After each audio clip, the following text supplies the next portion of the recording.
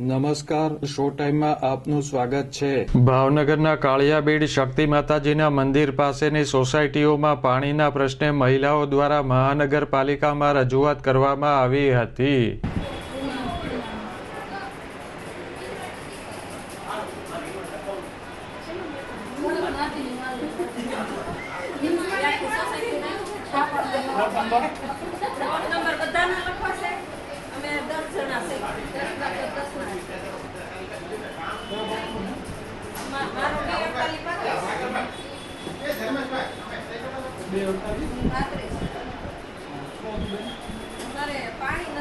સોસાયટીની મહિલાઓ મહાનગરપાલિકા કચેરીએ પહોંચી હતી અને વોટર વર્ક્સ વિભાગમાં અધિકારીને મળીને રજૂઆત કરી હતી।